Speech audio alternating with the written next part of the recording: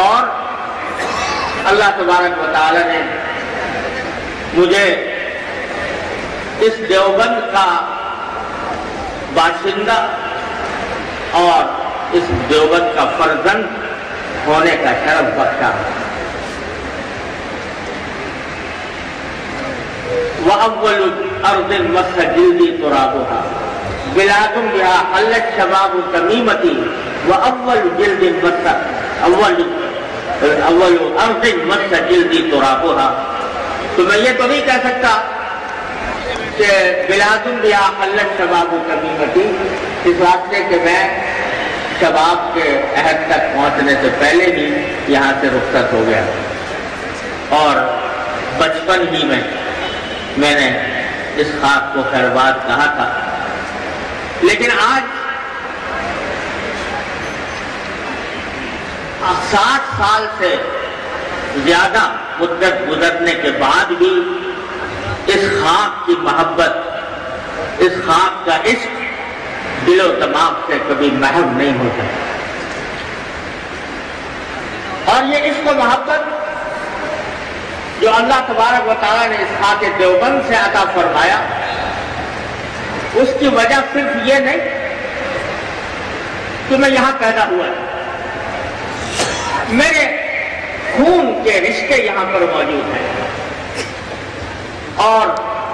میرے اکابر کی ہڈیاں یہاں دفن ہیں، بلکہ اس کی ایک بہت بڑی وجہ یہ ہے کہ اللہ تبارک و تعالیٰ نے مجھے اس شہر کی نسبت سے مشرف فرمایا ہے کہ جس شہر نے صرف ہندوستان میں نہیں، بر صغیر میں نہیں، پوری دنیا میں علم اور دین کا نور پھیلایا ہے۔ مجھے اللہ تبارک و تعالیٰ نے دنیا کے تقریباً ہر خطے کا سفر کروایا اور دنیا کے 6 بر اعظم میں سے کوئی بر اعظم نہیں ہے جہاں مجھے بار بار جانے میں اتفاق نہ ہوا ہو، اور وہاں کے لوگوں سے ملاقات، وہاں کے حالات سے واقفیت کا موقع اللہ تبارک و تعالی نے نہ دیا۔ لیکن اس دنیا کے گرد جہاں جہاں مسلمان آباد ہیں، کوئی جگہ مجھے ایسی نہیں ملی جہاں دیوبند کی روشنی نہ پہنچی، اور جہاں دیوبند کے فرزند، چاہے وہ دیوبند کے نسبی فرزند ہو یا علمی فرزند ہو، وہاں وہ کوئی نہ کوئی عظیم دینی خدمت انجام نہ دے رہے ہیں۔ میں ایک مرتبہ انڈونیشیا کے ایک دور دراز علاقے میں، جہاں پہاڑی علاقہ تھا، وہاں مجھے میرے میزبان لے گئے۔ لے جانے کا مقصد یہ تھا کہ مصروفیات کے ہنگاموں میں چند لمحات تفریح کے میسر آ جائیں۔ وہ ایک ہل اسٹیشن تھا، ایک پہاڑی مقام تھا، وہاں گھومنے کے لیے نکلے۔ مغرب کی نماز کا وقت آنے والا تھا۔ میں نے اپنے ساتھیوں سے کہا کہ مجھے کسی مسجد میں لے جائیں۔ مسجد میں جا کے نماز مغرب پڑھی۔ جو صاحب امامت فرما رہے تھے، جب ان سے تعارف ہوا، معلوم ہوا کہ دارالعلوم دیوبند کے فرزند ہیں۔ ایشیا ہو، افریقہ ہو، امریکہ ہو، یورپ ہو، لاطینی امریکہ ہو، آسٹریلیا ہو، نیوزی لینڈ ہو، کوئی دنیا کا خطہ ایسا نہیں ہے جہاں دارالعلوم دیوبند کے فرزندان یا براہ راست اس سے فیض حاصل کرنے والے یا بالواسطہ اس کے شاگرد وہاں کوئی نہ کوئی عظیم دینی خدمت انجام نہ دے رہے ہیں۔ اور نتیجہ اس کا یہ ہے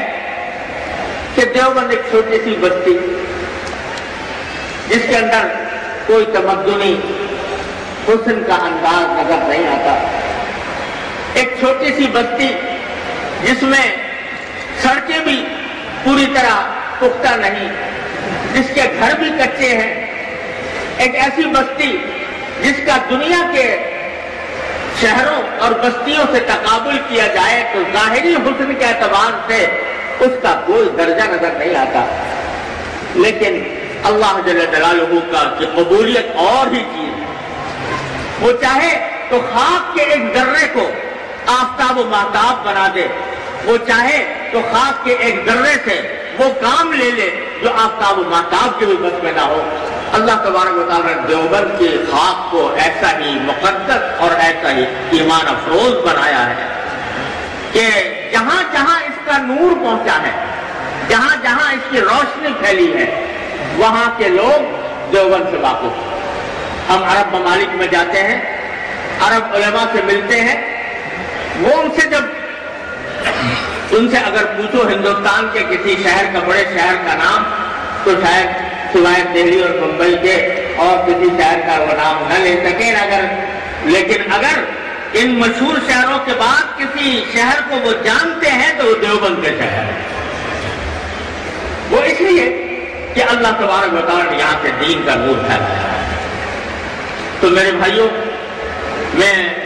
اللہ تبارک و تعالیٰ کا شکر ادا کرتا ہوں، اور اس کے شکر ادا کرنے کا حق تو ادا ہو ہی نہیں سکتا کہ اس نے اللہ اپنے فضل و کرم سے مجھے نسبی اعتبار سے بھی، وطنی اعتبار سے بھی اس خاک سے نسبت عطا فرمائی، اور الحمدللہ اللہ تعالیٰ کے فضل و کرم سے انہی بزرگوں کے